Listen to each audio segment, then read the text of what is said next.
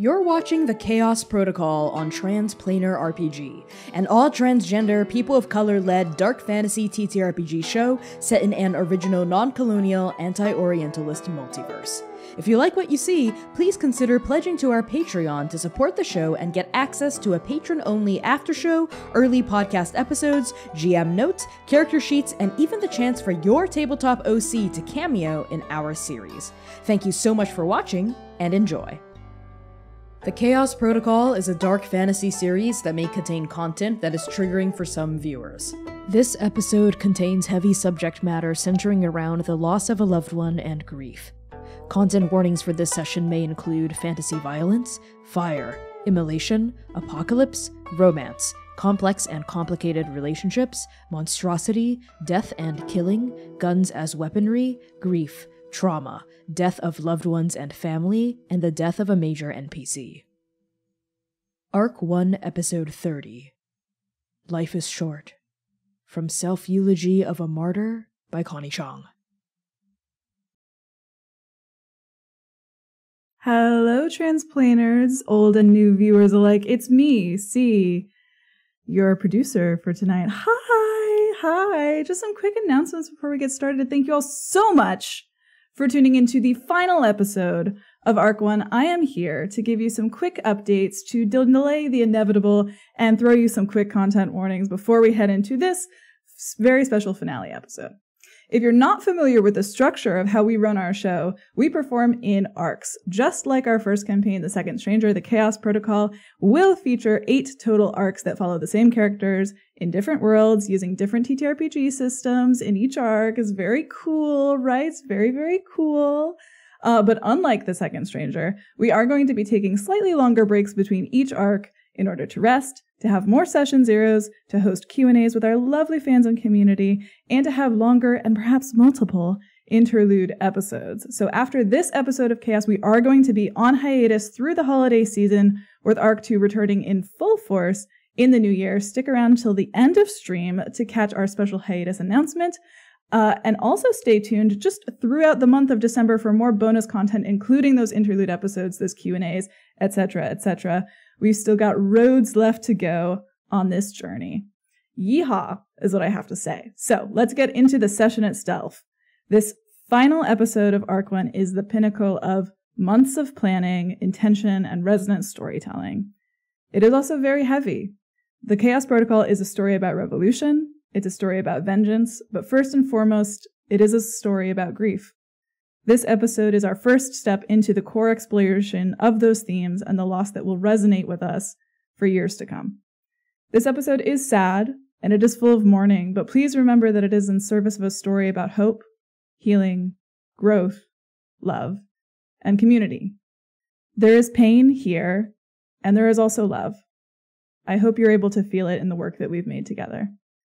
Grief is not an absence of care, it's an indication of it. You are not alone, and there is comfort and power in the act of creation. In that vein, please be aware of and abide by the content warnings given during the stream. If you need to step away, please do so. You do not need to watch the second half of the episode in order to join us for Arc 2. Take care of yourself, take care of each other, and hold space for the power that comes with storytelling. And with that, enjoy the finale of Arc 1. Bijo bijo!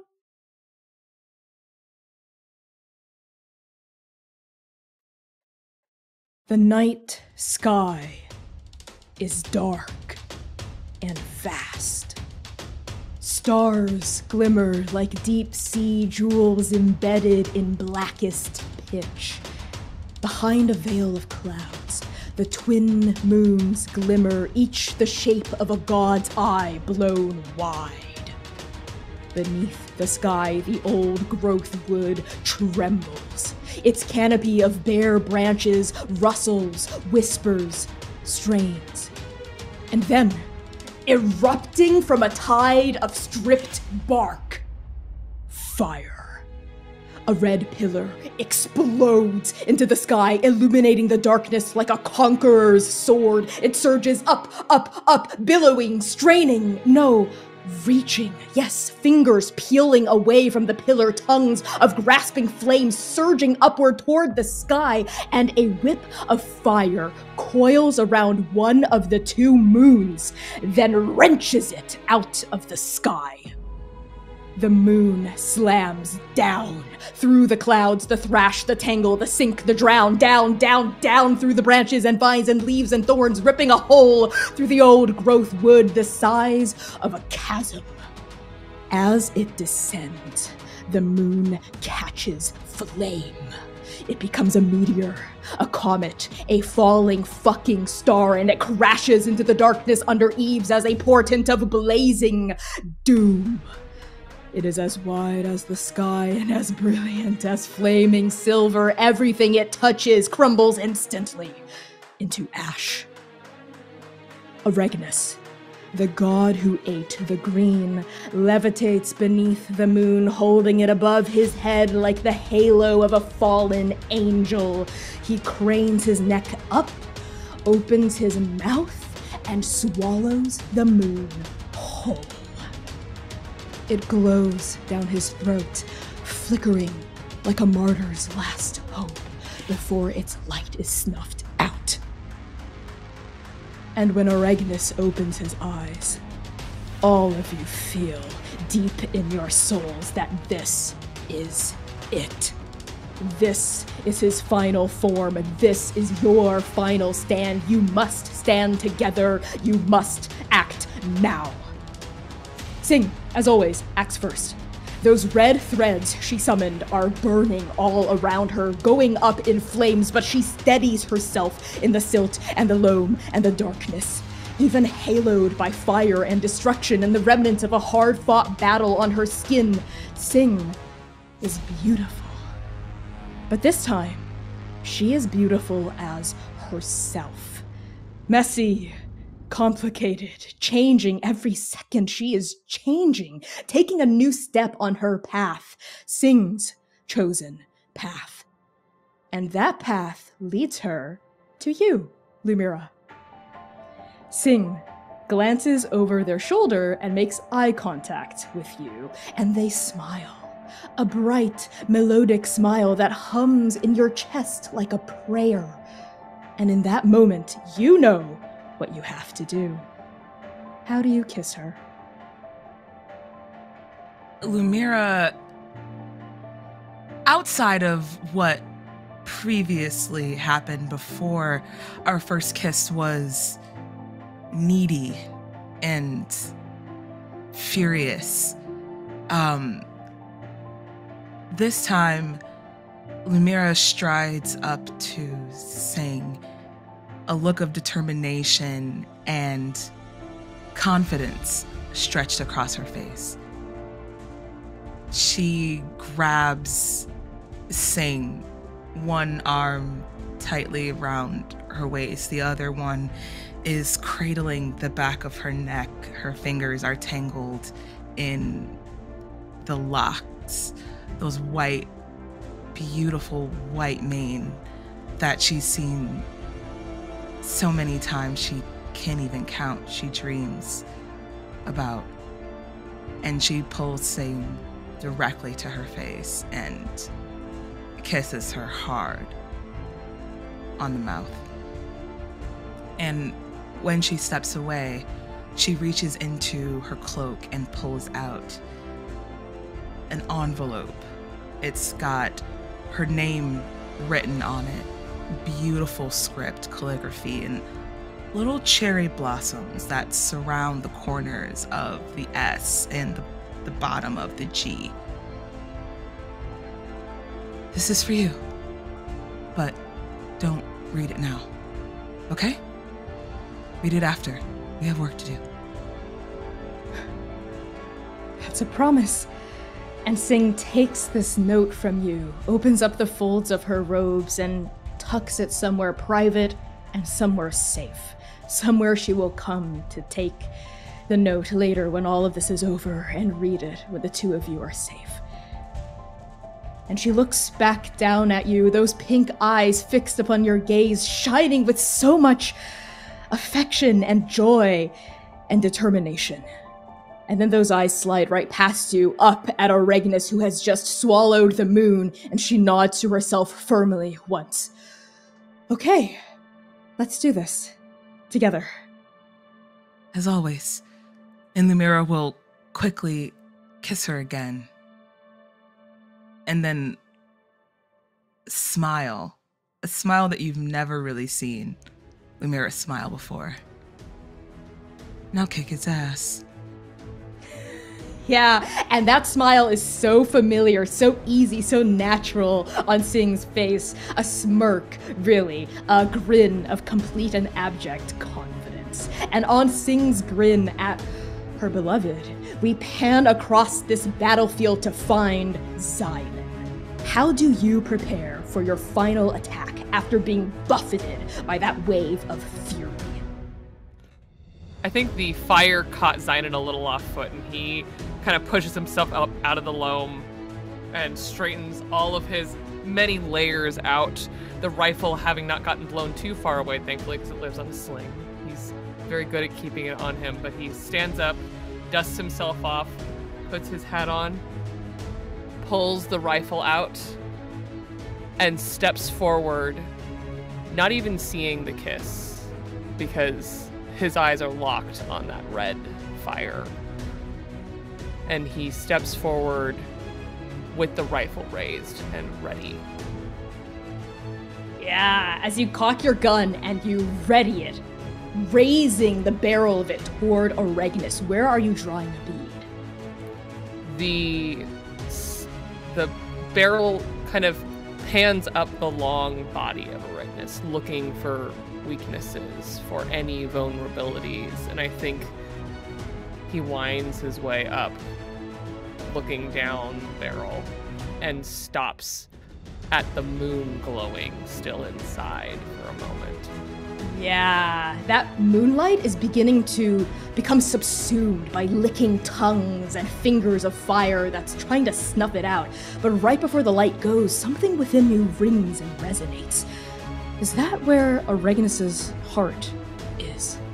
And then we pan across your face, lit up by roaring mouths of fire, up across the battlefield to find Seir. How do you brace against this buffeting wave and prepare for your final attack? Seir sees the buffeting wave come after him, and in a moment of pure selflessness, he leaps off of Squall to take the brunt of the hit so that Squall will not take it. And as he attempts to shield himself with the wings that he was gifted, the gauntlets of black feathers, the debris, the flame, breaks against his gauntlets, rendering the one on his left hand unusable and broken. And he begins to fall into a tailspin, head downward. And as he falls and falters, he's spinning in place, wrapped around in a cyclone of fire, of fallen debris, of fallen ash. And he sees everything. Like how he's trained his whole life to be, he sees everything on that battlefield. He sees Xainan, eye down the barrel, looking towards Auregnis, focused on a target he has not fully understood yet. He sees his sister, the chosen one, his other half, radiant, beautiful, beloved, standing beside Lumièra. They share not one but two kisses. Beloved, chosen. And although there's the pang, his heart sinking within his chest, there's something within him that says, if this is the path, so be it then. I walk it with my sister. So be it then. And on the thought of the path of beaten fire, he reorients himself, calls upon that power within him, and with each falling branch, he jumps onto each of it like steps of a platform as he races towards Auregnis, unsheathing his crescent blades. Yeah, there is a shimmer of devoured moonlight that glints off the blades of your crescent sword, shing, as you unsheath them. brace yourself, and then start charging upward, branch by branch, vine by vine, bark by bark, toward Auregnis. And as we swirl up toward this fire god, this ancient deity of hatred and destruction, we find the 3 scions, who have also been flung backward by this shockwave of fire. Auregnis, how are you bracing against this wave, and how do you prepare for your final attack? I am bracing against this wave the best way I can with the other 2 scions, the 2 people I love the most in this world.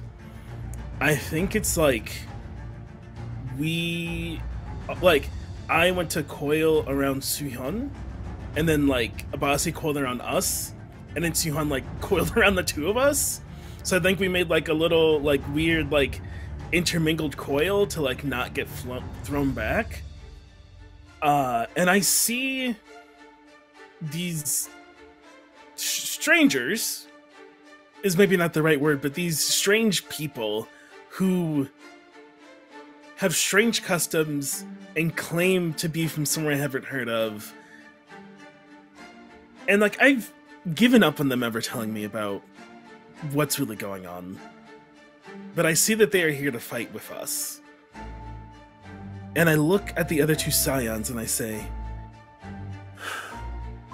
the Wild Sea is our home. We cannot let them do this alone, can we? Absolutely not. And Suhyun just lets out a roar, a vibrating explosion of sound as their sphere of protection shrinks down to cover the 3 of you and absorb much of the impact of that blow. And as you see this translucent shield, I think, around your draconic intertwined bodies absorb that impact, you see it vibrate, and then Suhyun lets out another roar and it breaks backward, shooting back toward Auregnis and slamming into his fiery back. But it's like a tidal wave breaking against an infinitely tall cliff made of pure flame. Auregnis, after swallowing the moon, is as strong as he's ever going to get. But Auregnis, there is something within you, too, as well. You may have awakened your draconic form, but that is not the limit of your power. You can feel it in the depths of your soul, heart of the Wild Sea, and the body of the Wild Sea can feel it too, and the soul of the Wild Sea can feel it, and so can the mind of the Wild Sea. And then we pan across this battlefield once more to find Lumièra. You've just stepped away from Sing, looking up at Auregnis. You see the 3 scions starting to uncoil, starting to glow with a kind of deep, instinctual, ancestral power. And something surges within you, an inspiration, an understanding. What do you do? Lumièra's eyes quickly, once, twice, thrice, fall across the battlefield as she takes in everything. She sees the scions up above, swirling and glowing in a way that she can't exactly explain why or how she understands, but she does, and it's warming to her still. And before shooting her eyes over to where Pop and Seir are, watching all of them stand at the ready, and Lumièra falls back into formation as usual, reaching into her boots to grab her knife and crouching towards the ground, ready to pounce on anything that comes near her people. As Lumièra crouches down, your fingers tightening around the handle of your boot knife. Seir, you feel it. Xainan, you feel it too. A shared knowledge, a shared understanding between the members of Strike Team Nova, a shared... What is that exactly, Seir? A shared whisper. An omen. And as Seir is launching further and further closer towards the beast that he has promised he would end, that he swore he would end, that he prophesies, that he would end. He holds his crescent blades like a hawk preparing to claw into their prey, and all he yells out is, "Nova on me!" And I will attempt to try and pierce into the chest of this thing to reveal a weakness for the others to exploit. Okay. You're gonna have to unleash that whisper in order to do that, in order to pierce the carapace of the armor of this huge fire god. Say All less. 3 of you, I think. Lumièra hears, yeah, she hears strike team on me, and it is instant, without hesitation, without blinking. She pounces, and she's wielding her boot knife, but reaching back to stick her pocket watch into her pocket, tapping it ever so lightly. And she wants to use the oil aspect of her whisper, where I think time around all of Strike Team Nova, just for a second, freezes before immediately switching back into high face pastime again. And in that freeze, Lumièra has attempted to open another liminal, but this one, it oozes the black oil and ichor of what we've seen previously in the Wild Sea, and she is stuck on the battlefield in time, frozen, holding that spot, waiting for you two. Yes, I think, Seir, as you launch yourself forward, the points of your hooks latch onto the center of Auregnis' chest. And as soon as Lumièra opens up that liminal and that whisper is shouted out loud into the world, oil, it resonates outward from you, Lumièra, with incredible power, incredible force. It's almost outside of the boundaries of your control, and all of you see a clockwork gear etched in edges of pure black oil open up exactly where Seir has hooked himself onto. We see bleeding black blood, black ichor, gas-like veins opening across Auregnis' chest, and then we pan across the battlefield to that cowboy with a gun, down the barrel all the way in to Xainan's bright green and black eye. He steps forward, the loam crunching just a little, and he puts his boot up on a root, a very low part of a root, because I know the roots here are quite large. But as he rests it there, you see that wisp of dust, of salt, that has been trailing with him as long as we've been in the Wild Sea. And it licks up his leg, and you see it actually trace all the way up to his hand, still resting on the trigger. And he hears Lumièra say oil, and he never speaks very loud, Xainan. But this time, from deep in his chest, he feels that call to dust, that ash that clings to him since moments ago. And he sees the liminal open, and just like we did just a moment ago, Xainan yells, "Ash!" And he is going to shoot for the vulnerability in the oil. A bullet of pure dust punches out from your barrel and slams into the perfect center of that clockwork gear, which is moving clockwise, no counterclockwise, no clockwise, counterclockwise. It's impossible to tell. It's two images of past, present, future, what has been, what has not been, and what will be overlapped on each other, and your bullet smashes all possibilities and bursts open the center of Auregnis' chest, and hot tongues of not just fire, but sludge, lava, magma explode explode onto you, Seir, from the fire mixing with the ash, mixing with the oil, and you see the center of Auregnis' being, a pulsing, living heart of pure flame, somehow weaker, somehow more vulnerable, and yet more beautiful than this outer version that wraps around Auregnis is. What do you do?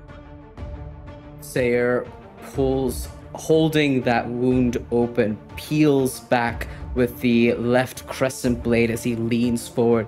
He raises his fist with the other crescent blade, and he sees it, the time moving within the liminal, the ash coalescing with the magma within, and Seir looks into that beating fiery heart, and he says, "Die, Forgotten One. Flame!" And he will punch into the heart and set it ablaze. Yes! As you punch yourself into the heart, fire explodes in every direction. Massive gouts of gushing arterial venous flame pouring out of that ripped hole that was once his sternum. And we pan up over these plumes of bleeding fire to find Amerjin, Suhyun, and Abasi. Amerjin, in this moment, you know it is now, do or die. This final gambit of these strangers, these people who swear they're from this place, but somehow smell like, taste like, feel like another plane, another place, another reality, but are aligned, at least right now, in purpose with you. You know they need your help. They cannot do this alone. This is not enough. How do you, as the heart, the mind, and the body of the Wild Sea, work together now to send this being back whence it came? As we fly over, I look to Abasi first. If I'm the light in the darkness, you're the warmth of the sun. And then I look at Suhyun. If I am the flash of lightning of the storm, you are the calm that comes after. We are the Wild Sea. We are the Scions. We are the change bringers. We are the hope givers. We are the life stealers and the death bringers. We must do this together. Soul. And Abasi growls, "Body!" And Suhyun roars out, "Mind!" And upon the exclamation of these whispers from the Scions of the Wild Sea, light explodes from each of your bodies, and Amerjin, you feel yourself transforming, yourself in perpetual change, but now realizing a version of the pinnacle of who you could become, who you already are, who you are now stepping into. How does this whisper come into you and make you into the true heart of the Wild Sea? Princess Hylian Amerjin glows a bright cerulean light. And you know how you can taste lightning? You don't just taste lightning, you feel it like shoot through your soul like when you should zap, like in the real world when you zap yourself on an outlet, you feel it like shock through your system. And I get big. You see this like grow and grow and grow. And it gets so bright and so hot, almost. It is almost like there's like another ball of flame here. And I think it's a brief moment of worry of like, uh-oh. And I am going to punch right into this hole that these people have made. And you see this like coil up and out of Auregnis' mouth. And then it dies. And floating there, in the air, is Princess Hylian Amerjin, as you both saw her. Because this entire time, it isn't some blessing or some power that she needed. What she needed was her friends. And in hitting this peak, she realizes that as she punches through and comes out the top of Auregnis' mouth, holding his heart. A small flame flickers in the palm of your hands as you are in the form you have always been, in the form that you are at the heart of you, Princess Hylian Amergen, and we pull in on your face, through your eyes, and we witness a memory. Amergen, you are 20 years old. You're in your room. You are still dressed up from Suhyon's coronation, and there is a bitter feeling in your mouth. Your mother stands at the threshold, exasperated, concerned, her arms crossed over a torso glittering with royal gems. Amergen, Suhyon's coronation has nothing to do with you. There is no reason to be upset. Okay, sure.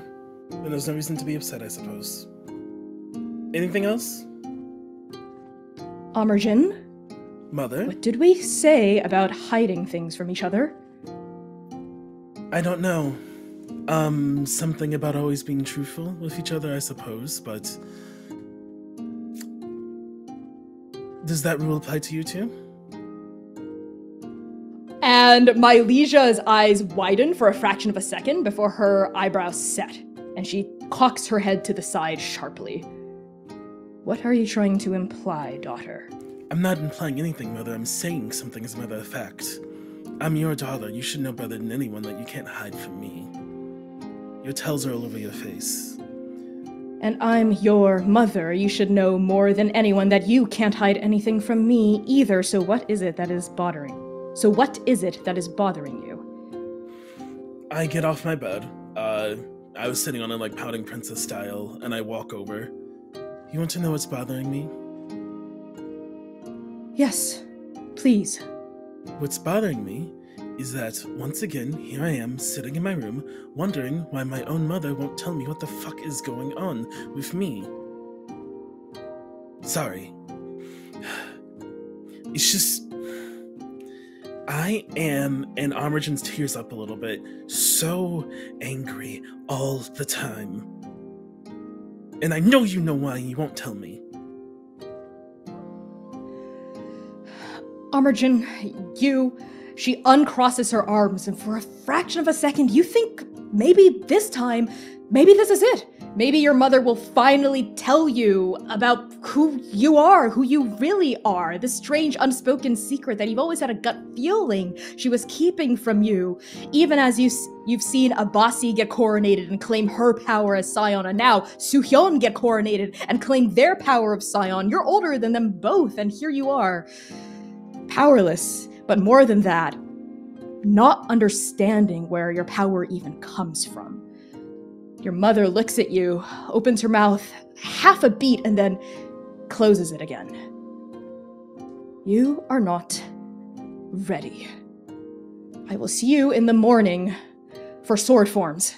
And she turns and strides out of your room. Mother? She pauses at the threshold. Why am I not good enough?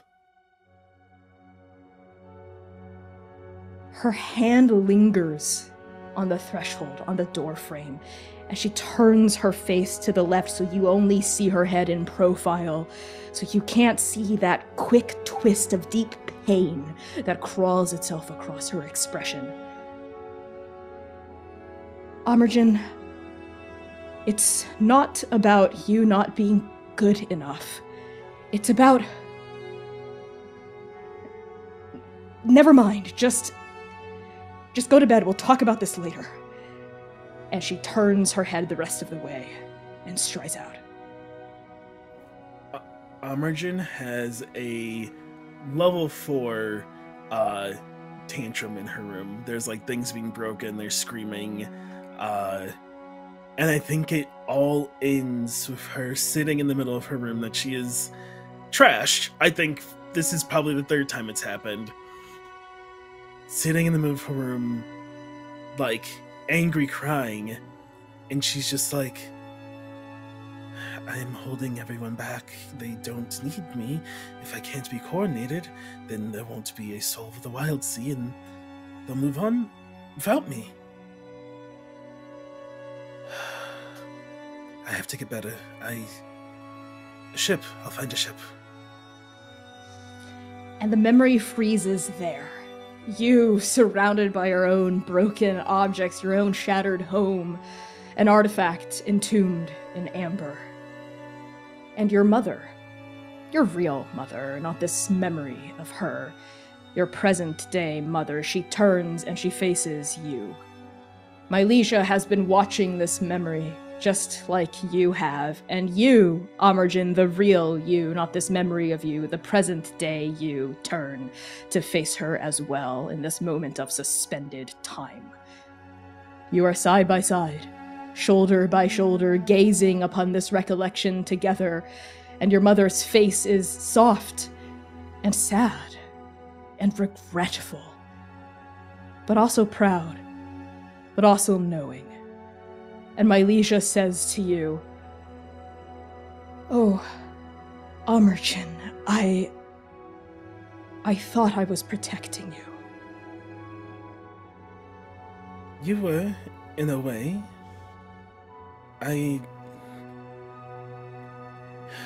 It really hurt, and that's something we'll probably have to have a few dinner conversations about. But I understand. You were right. I wasn't ready. I wasn't ready for this, and I gesture to nothing and everything. I gesture to the feeling of being connected to the wild sea, feeling every single bird perching on a branch, every sway of wind, every gust of flame that's still out there. I did not want it for the right reasons.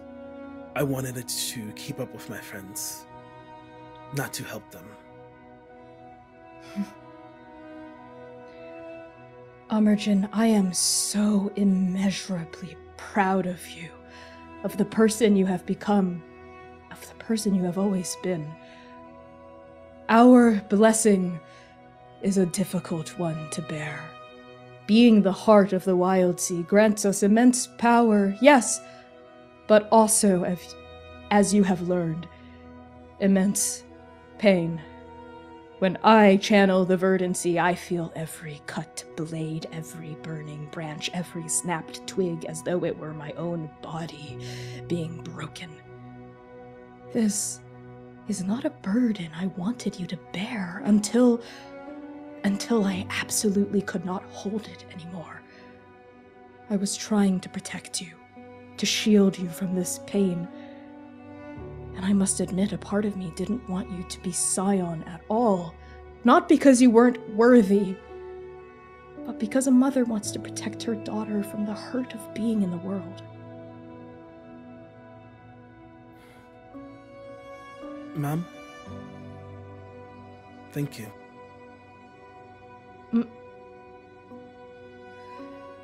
And I walk up and I cup her face. It's my turn to protect you, my queen. You have worked so long for so hard.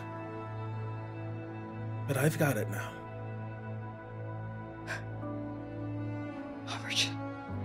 And she raises a hand that she always keeps clasped behind her back, so raw, upright. She raises it and cups your hand against her cheek. Oh, I have made a lot of mistakes in my life. Perhaps the most dire was keeping the truth of who you are from you. I shouldn't have hidden your legacy, our legacy. You are the Storm Witch. And I was afraid that if you knew, you would go out there and bear the burden of everything. And you know I wanted to protect you from that. But I know now that you, Amergin, you, and she holds your hand tight, smiling against it. You are not me. And that is a wonderful thing. Your path does not, has never looked like mine. I carried the burden of our mantle alone. But your generation, Amergin, it is different. It is very different. Masu, Hanyose, and I, the three of us were friendly, but we were never close. We were never friends like you and Abasi and Suhyun are. Each of us carried our burdens alone, and look where that got us. Hanyose is gone. Masu became corrupted. And I shut myself out from the world. From you. Because I thought it was the right thing to do. But, and this pains me to admit, you know how my pride is, Amerjin, I was wrong. I'm sorry, is there a scribe here? No scribe here in our shared memory chamber, but you and I will both know in our hearts of hearts what I just said. Okay, I'll just tell the scribe when I get home. And my liege still, raises a perfectly manicured eyebrow. Do not forget, daughter, whose payroll it is that they are on. You're right. Speaking of payroll, Mother, I asked you to rest, and I reach a hand into nothing towards the storms over Siren Song, and I quell her storm and start my own. Rest. Your mother's eyes flicker shut. She breathes in deep, her chest heaving, and she exhales a sigh of relief. And you see every burden your mother has carried her entire life, every silent burden, come off of her shoulders. But before she fully releases it, she hesitates. Amerjin, you will not share this burden just on your own shoulders, yes? You will share it with your friends alongside them? I put up both hands, and Suhan and Abasi appear into this shared space. Always. And speaking of such, let the other leaders know they can rest as well. And I think all of our eyes lit up cerulean, and a storm covers the wild sea. Oh! Yeah! In the waking world, we hear thunder crash through the stratosphere. We see flashes of lightning and rain. Life-giving rain begins to brim in these dark clouds and fall, and then back in this mind chamber with you and Suhyun and Abasi and your mother as the rains lash against the windows of your bedroom here. She smiles and she looks so radiantly proud. Amerjin, Mylesia steps forward. She cups your face in both hands and she says, Amerjin, you are the luckiest girl in the world because you are so loved.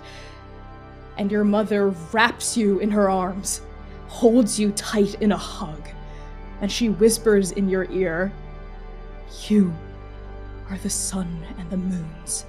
You are the wind on the waves. You are my daughter, Hylian Amerjin, and you are the heart of the wild sea. And on that, we push out of your eyes, out of your tangled mane of draconic fur, now disappearing and turning back into your hair, and now find ourselves returning to the present.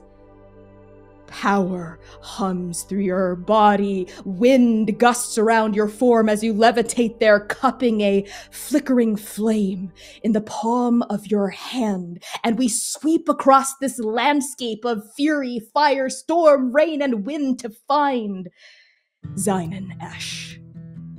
Xainan, we push in on your eyes, on the crook of your jaw, on the furrow of your brow, and we, too, witness a memory. You are 14 years old. The barley fields are gold under the pale sun, and the raptors are chittering in their pen, sharp beaks nosing at the wooden posts. The steading stands behind you a quarter-mile away, far enough that the cracks won't disturb Sorna while she's cooking dinner, but close enough that the farmhouse's roof is visible on the western horizon. Sorna's old workbench has been dragged out of the barn, placed 40 feet downwind, and loaded with tin cans from the scrapyard. There are 10 cans total, one for every round the bolt action can hold. Your muscles are sore from dragging this workbench all by yourself, all 1,320 feet of the trek out east. But this is part of the process. You know this. Ija stands in the barley. Arms crossed, hat low over their eyes. They're small, smaller than Sorna, that's for sure, with a slender frame that's all black and gray and brown from their duster. Your Ima's size is deceptive. You've seen her strike faster than a skull viper when it counts. Choppy white hair protrudes from under the brim of their hat, shielding sharp, neon green eyes.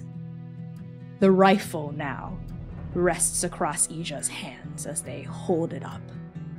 It's beautiful. The wooden stock is dark and polished. The steel barrel shines under the pale sunlight. It smells like gun oil, Ija's own recipe, sharp and fragrant. This is it. Today is the day. After years of shadowing Ija, years of watching your Ima carry and clean and fire that gun, you'll finally get to hold it. But not yet. As we pan across this barley field, we settle upon your face, Xainan, 14 years young. What do we see? Freckles.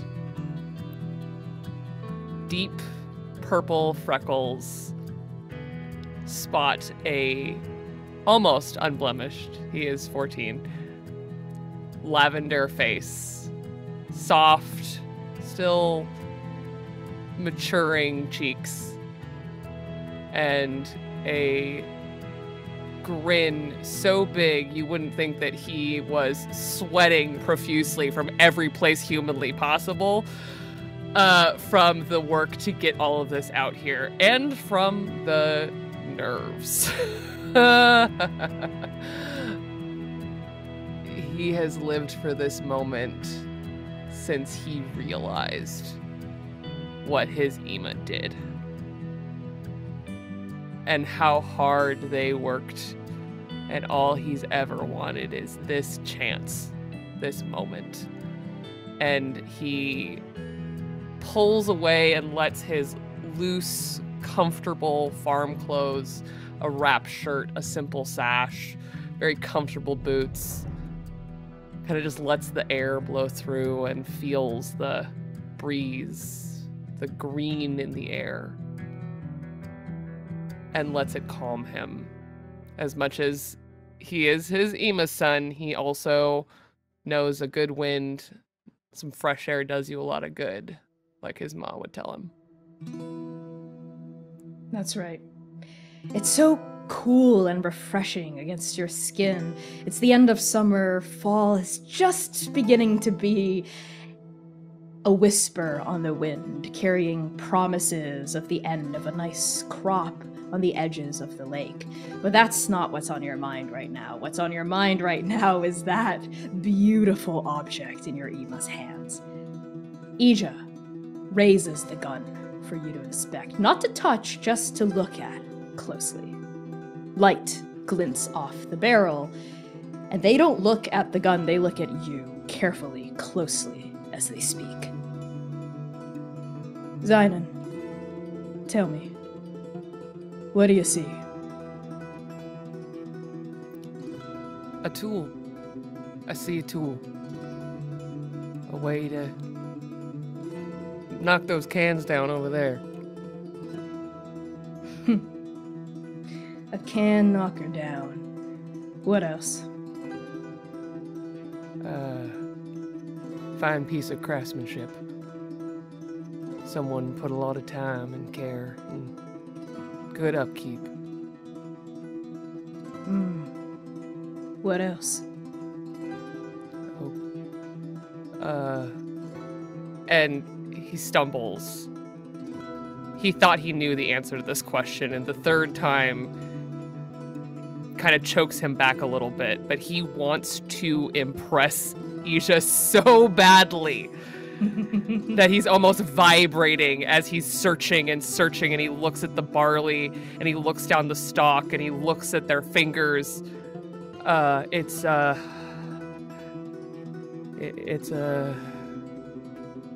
It's a way to keep things safe. Keep the flock safe. And Ija, at that, raises their chin a fraction of a quarter of an inch, and something close to a shine passes over their eyes, and something close to a smile quirks the edge of their handsome mouth. And they say, this gun is a lot of things. It's a weapon, yes. It is dangerous, and it demands to be respected. But don't mistake its design for its only purpose. Its purpose is in the hands of the people who wield it. In my hands, in your hands, this gun can become a tool for living, not killing. What does that mean?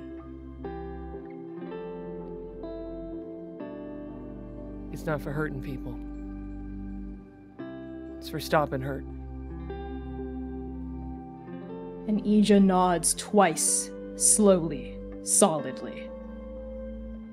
Learning to shoot this tool goes beyond the firearm, Xainan. Learning to shoot means learning how to care for the people around you. What it means to defend the people you love. The risks involved. The sacrifices. And the intentions. You see, there's a difference between a punk with a gun waving it around to prove something they never got from their Yima, and a protector who holds their gun like a shield. Xainan stands there, and he could listen to them sermonize at him about how to become who they are. All day. All he wants to do is become. Every bullet you fire, Xainan, is gonna teach you something about yourself. Something about who you are. Something about who you're gonna turn out to be. It seems simple at first. Shooting to prevent hurt rather than to cause hurt. Sometimes those lines can get muddled, even for myself these days. But it's important to hold on to the core of why you pick up this weapon. So tell me, Xainan, why do you want to hold this gun? Why do you want to shoot?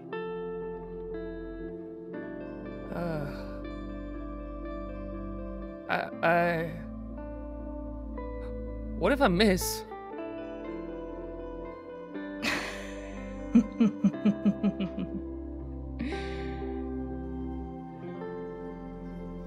And there are consequences.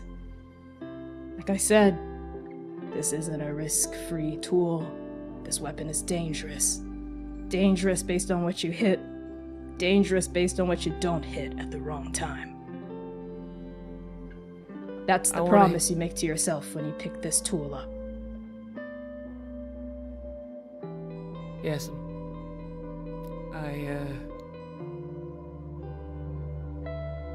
I want to only hit the right thing at the right time. Just like you.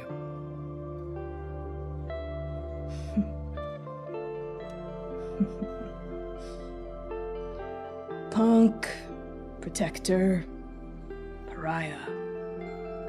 At the end of the day, these ways of holding the gun, these reasons for holding the gun, they're just personas. I don't expect you to reach the truth of who you are in this exact moment, Xainan. That's something you gotta find out for yourself.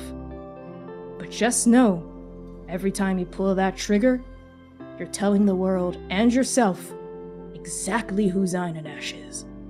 More than just a label. Even the label of protector, you get to decide what that means and who you'll be.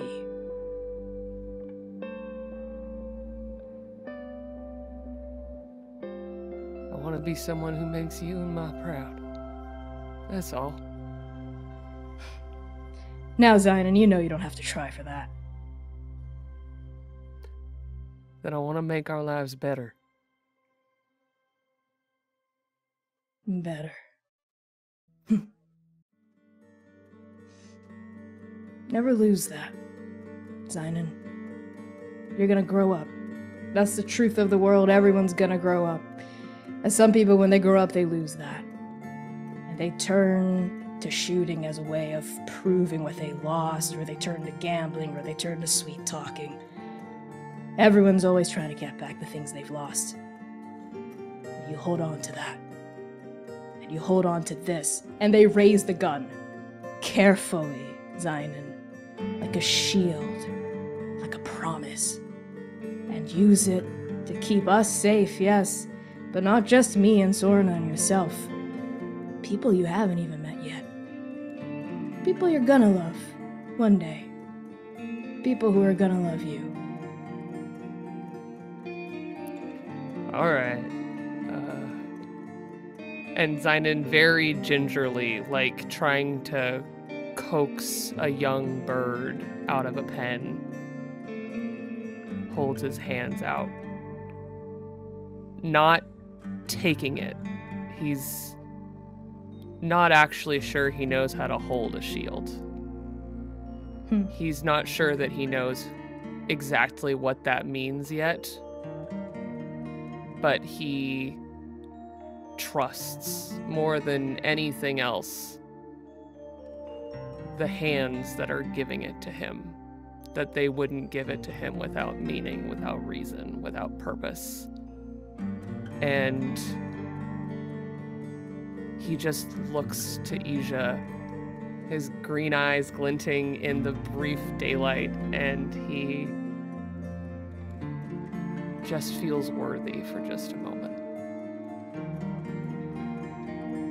And Ija, looking down at you, you see those bright neon green eyes glint with pride as they see an honesty on your face, a truth, not a greedy desire to hold this cool weapon to do something amazing and spectacular with it, but an honest truth of a simple desire from a boy who loves his Ema and his mom, and is thinking about the people he might love one day, and the people that might love him one day.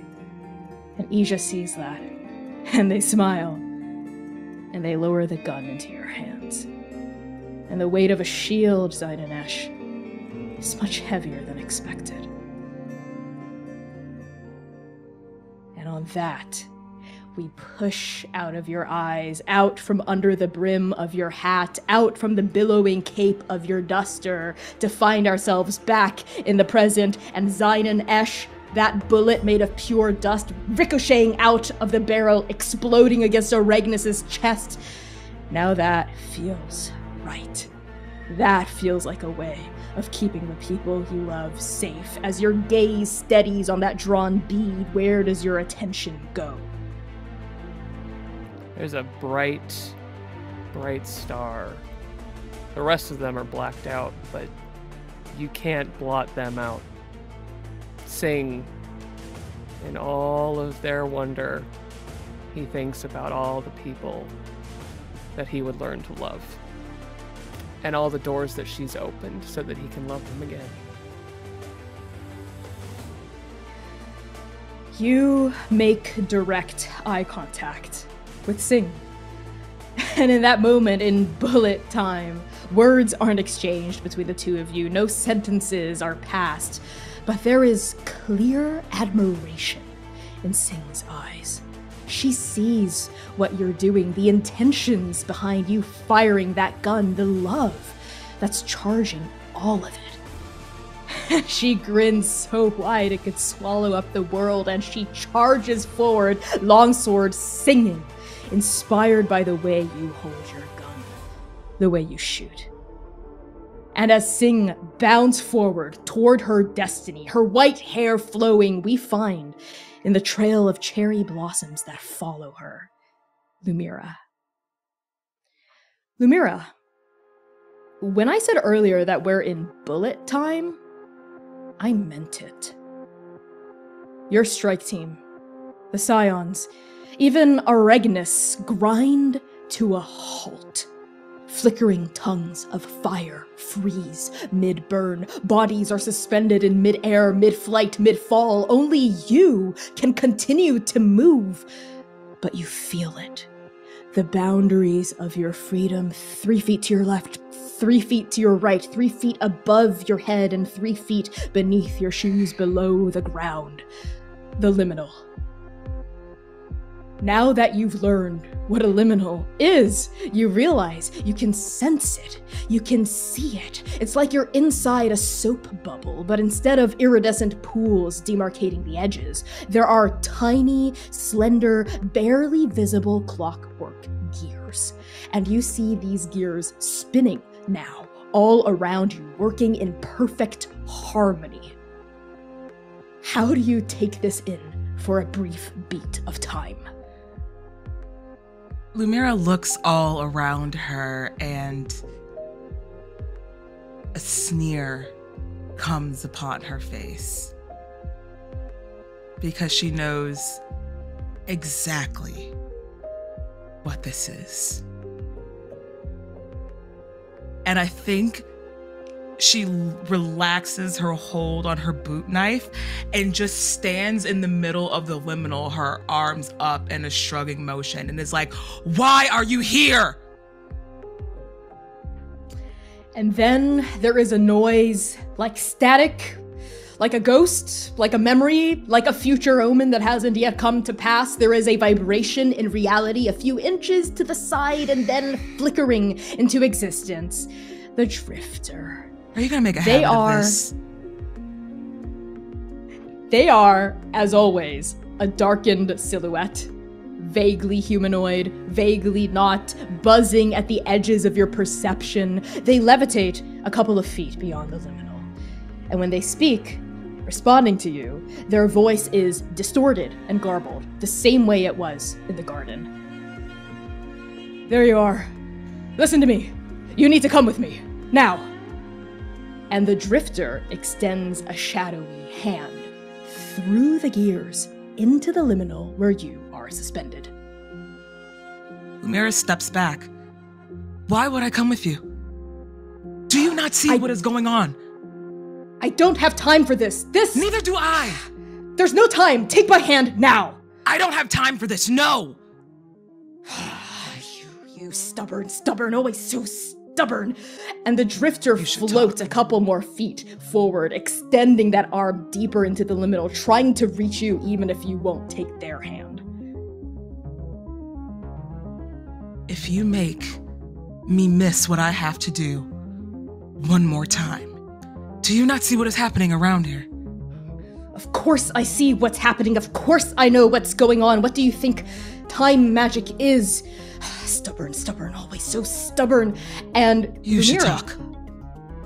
When the Drifter speaks of time magic, there's still that logical, calculating, extremely intelligent, absorptive part of you that's taking all of this in, and you realize it's not that the world outside the liminal has been frozen in time, it's that the pocket of time that you're inside is moving so fast that everything else is unimaginably slow in comparison. You see the grass around your feet and the loam beginning to age right before your eyes.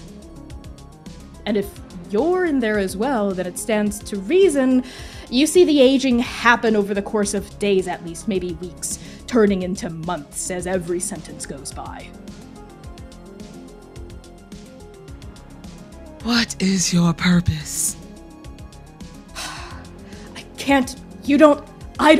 I don't have time for this. You need to come with me now. You need to stop listening to fate.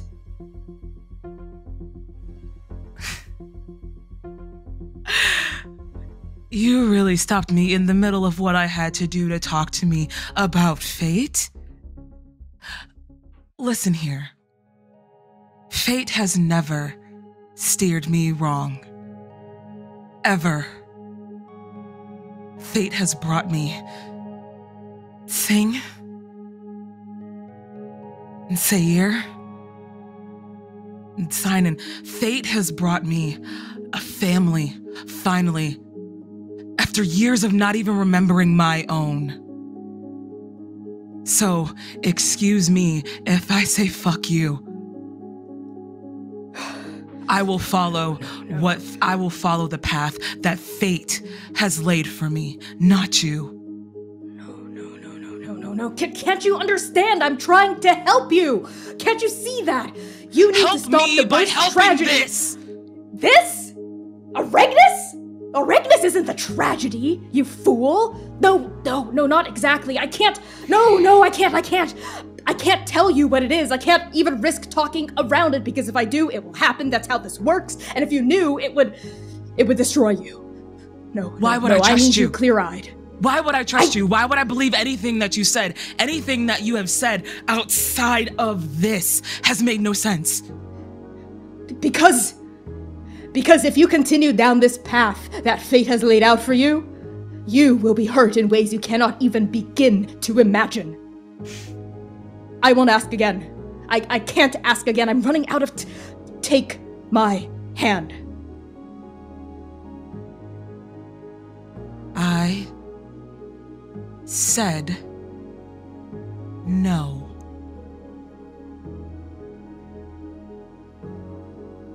And Lumièra, how do you break the liminal? I think Lumièra is pissed, and in a flurry of walking past wherever the drifter was at, Lumièra reaches out and with her 4 fingers on her left hand reaches into the liminal space, finding at this point her eyes zero directly in on where that weak spot is. For some reason, she's now super tuned to where these liminals are at and how she can break them. And she stretches her fingers into that space and breaks it open. The liminal shatters. The last thing the drifter says before they vanish is a rather shocked, surprised, "Who taught you that?" Poof. And you collapse forward.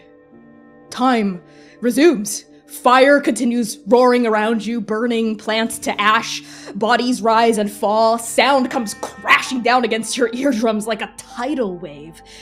And the fingers on your left hand, Lumièra, has that always been there? Spreading downward, starting from your nails, now going over the first knuckle, is a covering of gold. Pure, molten, glimmering, beautiful gold continuing to crawl up your fingertips and down your hand, even though the liminal is gone. But you've won. You've triumphed over the drifter. Your bond to fate, Lumièra, feels stronger than it ever has been before, and you turn, setting your gaze back upon Auregnis, back upon this fight for the Wild Sea.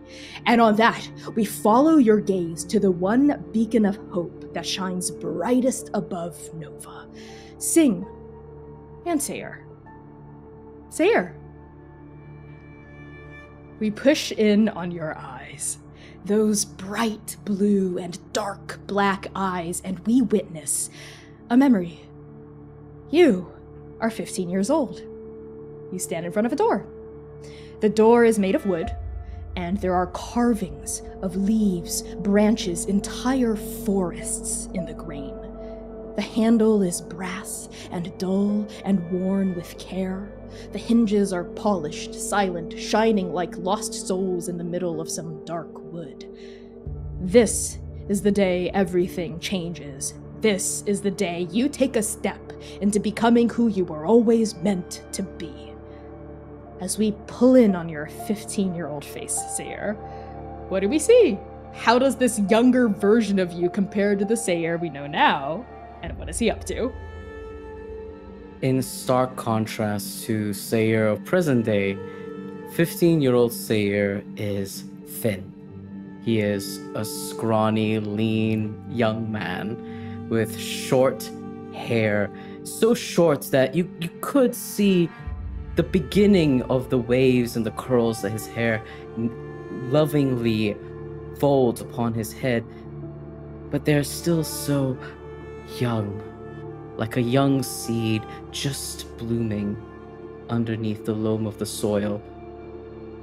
And you also see this young man, thin and scrawny, dressed in a layer of black, a sleeveless shirt, a black tank, muscle tank essentially, and is wearing tight, skinny trousers for athleisure wear.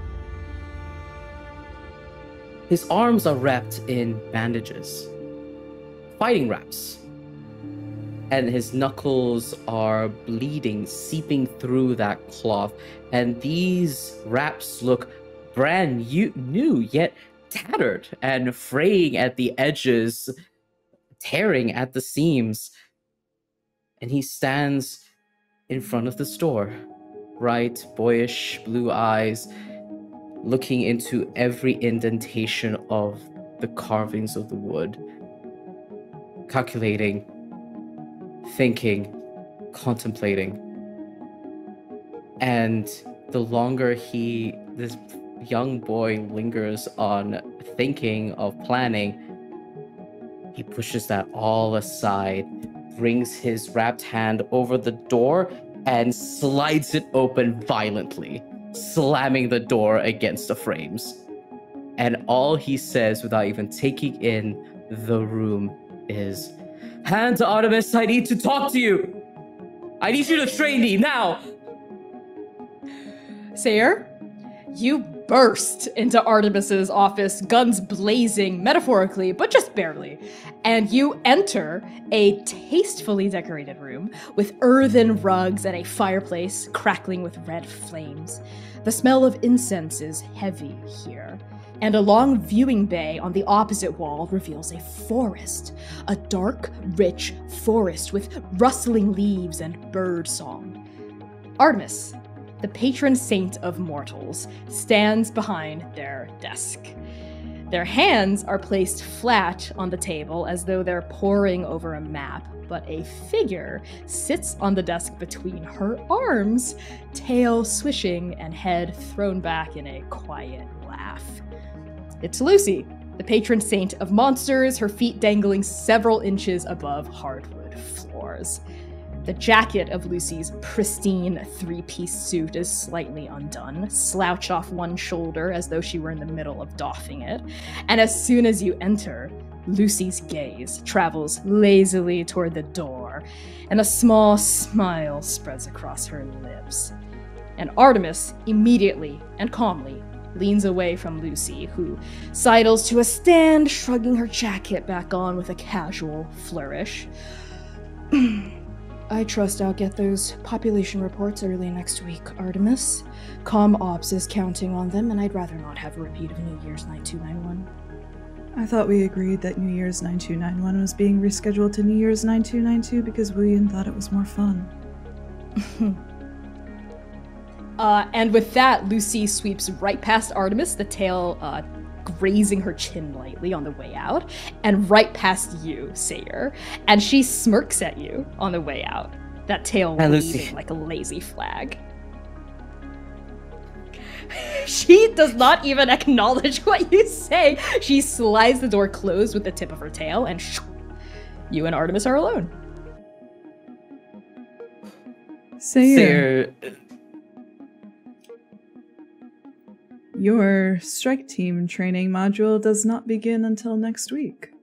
Surely you don't have any discrepancies to adjust prior to beginning your circuits, and surely you would have scheduled a meeting through the Prime Oracle if you wished to discuss such future placements. I don't have time for future placements at hand.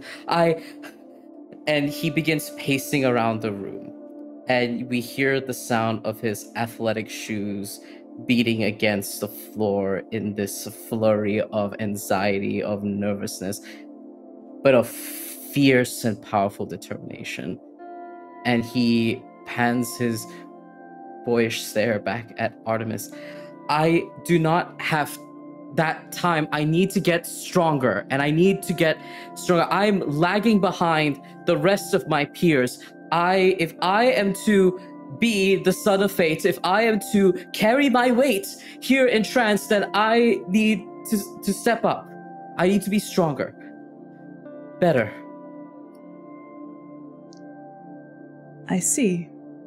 Artemis moves a few objects on her desk, closing a dossier, shifting back and forth, looks at the seat across from her as though thinking that you might sit down in it, but of course when you don't, she just continues to follow you around the room with those sharp gold eyes. Tell me, Seir, what brought this on? I just think that as brother of the chosen, I need to be stronger. I am lagging behind the rest of my cohorts, and I need to be better. You are the great huntress. If anyone can make anyone something, it's you. That's not exactly what I asked. What really brought this on? And Seir at this point feels that gaze, and his face hands away from Artemis's piercing, analytical gaze, and he realizes there's a need to peel back a layer. There's still a veil, but he peels back one layer to be a bit more vulnerable, and he notices the hand look over to the seat, and he nods and pulls a chair and sits down like a young schoolboy before this patron saint of mortals, and he pushes a stray lock on his short hair back, and he says,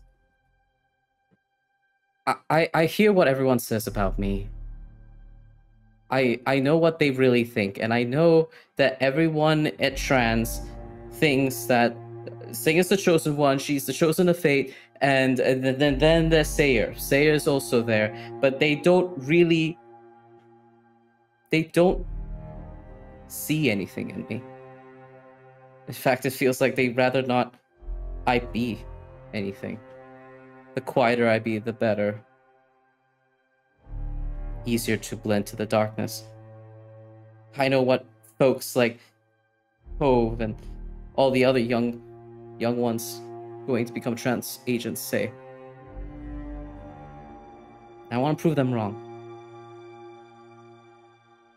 I see. But Seir, you still have not answered my question. You have talked about everyone else at Trans, you have talked about your sister, you have talked about Cove, you have talked about the Syndicate and what you think this world thinks of you, but that is not why I asked. Seir, why are you asking this? And like an arrowhead slammed into the bullseye of a target, Seir slumped against the chair. He's been found out. How foolish he was to think that he could pull the wool over the eyes of the huntress herself. And he leans back and he twiddles with his thumbs, and before your very eyes, you see this 15-year-old just shrink back to a 10, 9, 8-year-old. At the early blooming of this power within him. And Seir looks down at that birthmark, that tattoo of the black sun upon his chest, and he grazes his fingers against it, these small hands over it. I have a feeling again, like my omens, but not in a bad way, not calamity, not destruction, not something terrible happening to someone. I feel a pull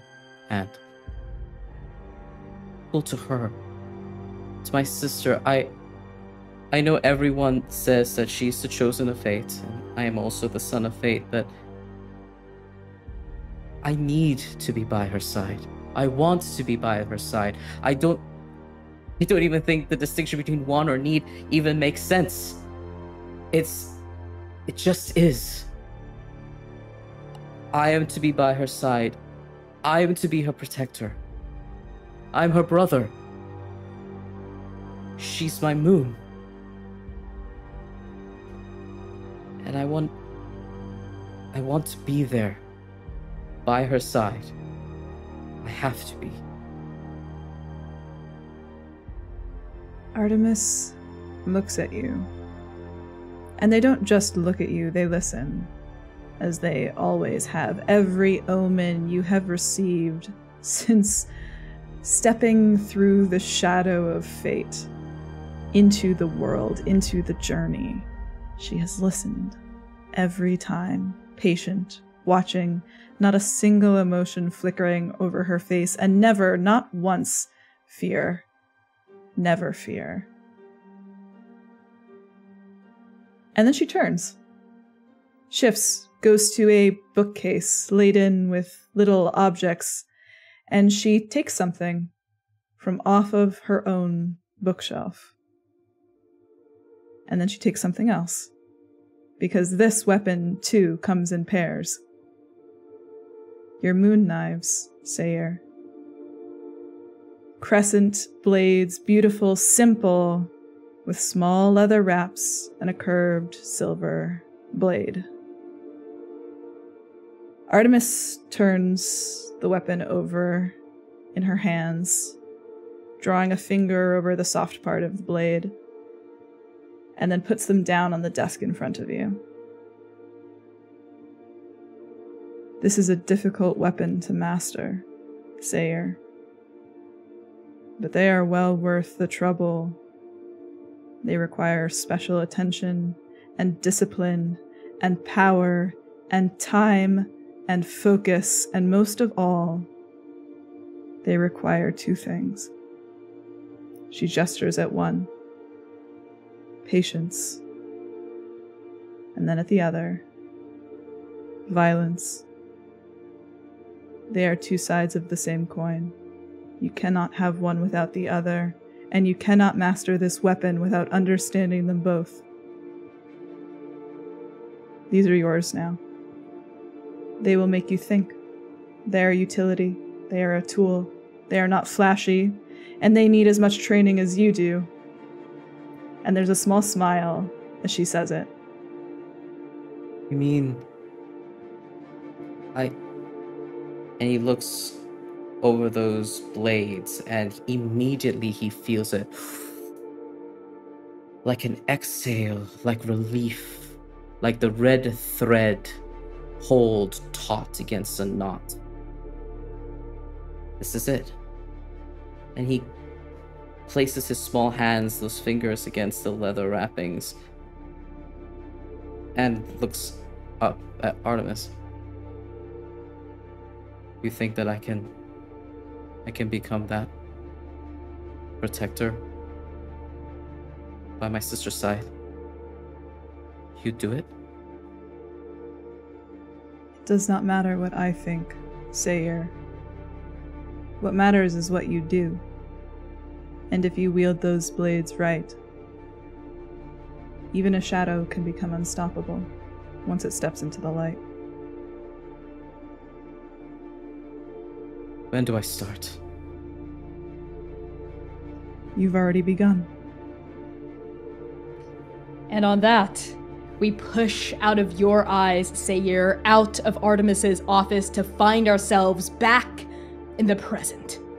You move with precise purpose, with destructive force, supported by your desire to stand beside your strike team, stand beside your sister.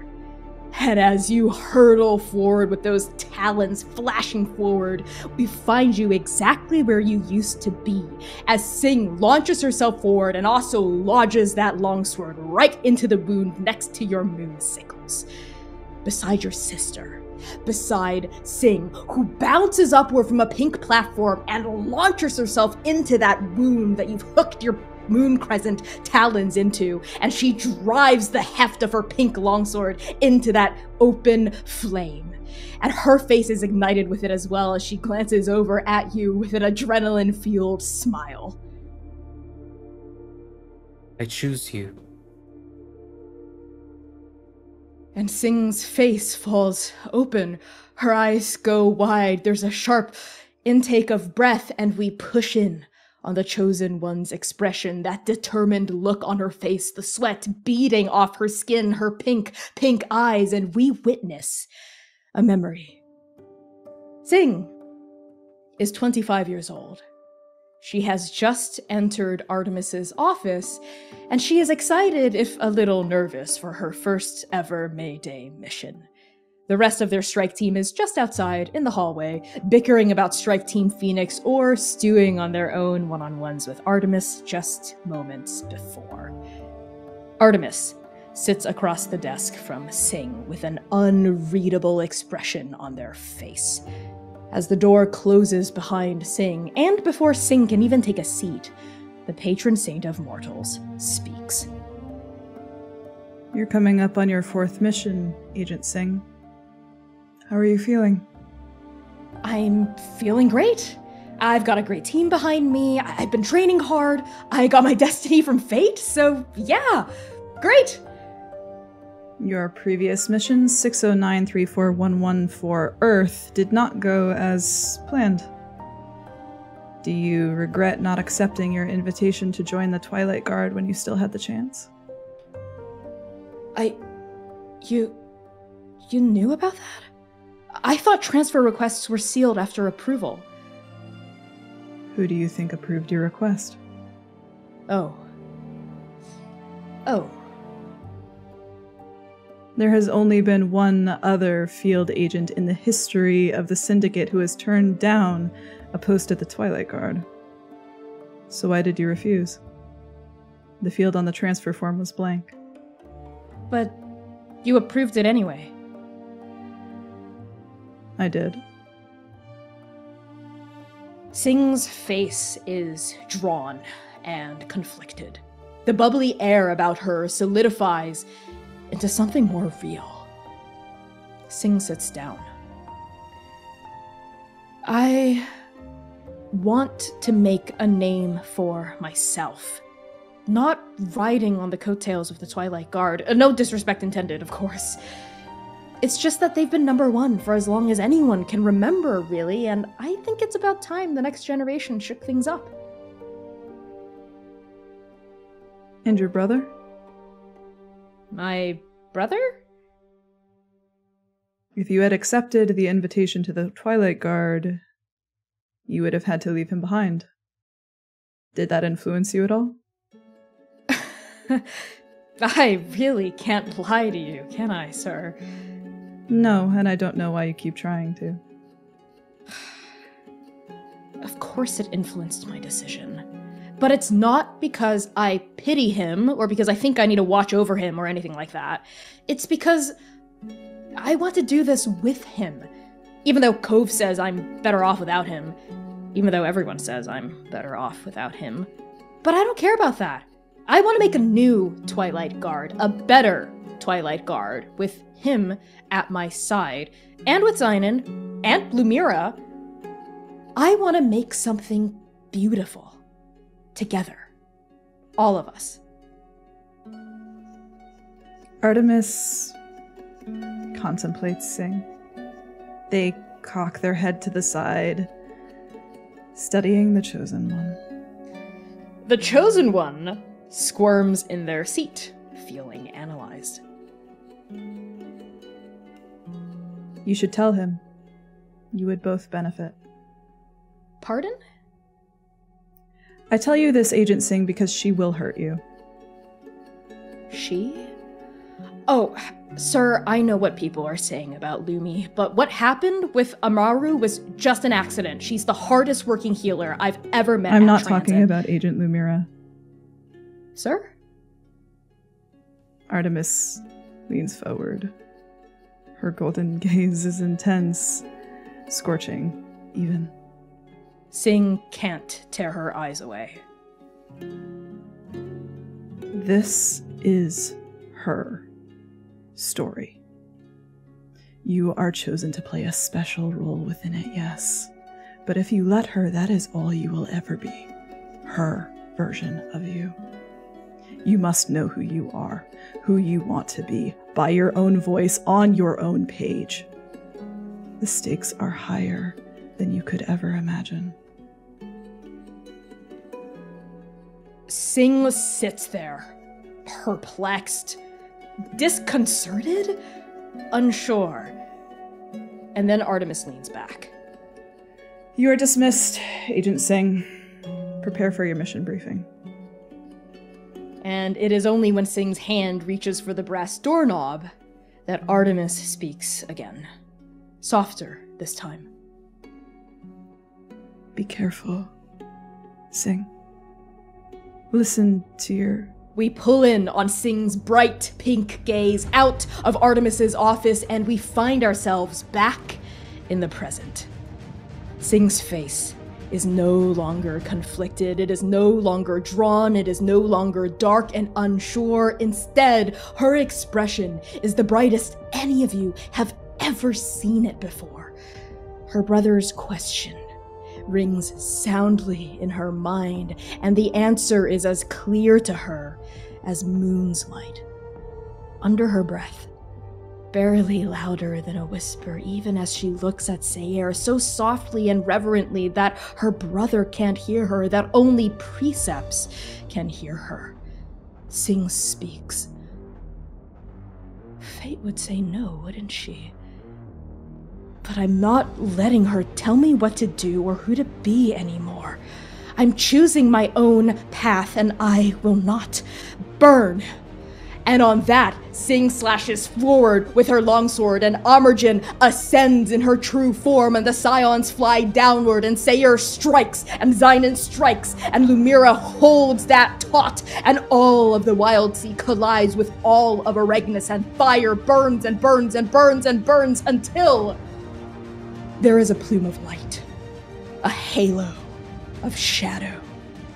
Auregnis screams, roars, rages one final agonizing time, and then he explodes. He explodes into 8,000 pieces of broken fire and oil and ash splattering onto the leaves, igniting the vines with dust, spraying flames onto the forest floor. And then it is done. There is a moment of quiet. A moment of awe-struck silence as all of you in tandem drift down onto the soft loam and the black soil of the darkness under eaves. And when the final foot lands, that is when the heart of the Wild Sea speaks.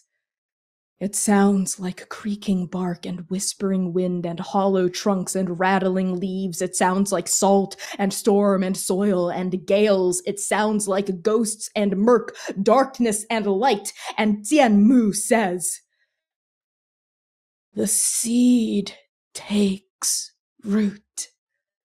The green grows up. The spark catches flame. The fire burns all.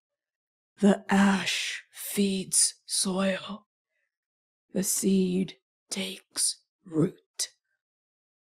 All we are is a cycle. Leviathan to Leviathan. Scion to scion. Sea to spark. Spark to sea. Oh, scion of heart, what you hold in your palm is the life flame. It is the seed of Auregnis, as I was once a seed of green. It can be used to destroy and corrupt, or it can be used to help build a new world." Seir, you have been drifting toward Sing this whole time, even as the two of you have levitated downward. But as Tianmu speaks, something begins tugging at you in the pit of your gut. That instinctual, primal connection. Tianmu continues. "Fear not the sea, but not knowing the sea. Fear not the flame, but not knowing The flame. Auregnis was born in hatred and struggle, rage and violence, destruction and cruelty, but he need not remain this way. The cycle need not continue with pain and regret. It can continue with love and kindness. We need only to learn to live in a new way. Seir, before your mind has interpreted what's coming, your body begins to move, screaming, "Omen, omen, omen, omen," and that's when the rest of you hear the end of Tianmu's prayer, an abrupt, sudden warning. But fast!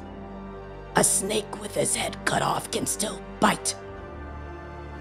And that's when one of the 8,000 pieces of Auregnis, an oil-black blotch of pure hatred, lunges from out of the shadows as a razor-sharp lance and shoots toward Aubergin's heart. And Sing, as always, is the first to act. She sprints forward, and she throws herself in front of Aubergin just in time, perfectly in time, as she always is. The lance goes through Sing's heart. Her eyes widen, and the Chosen One dies. And we'll take a break there.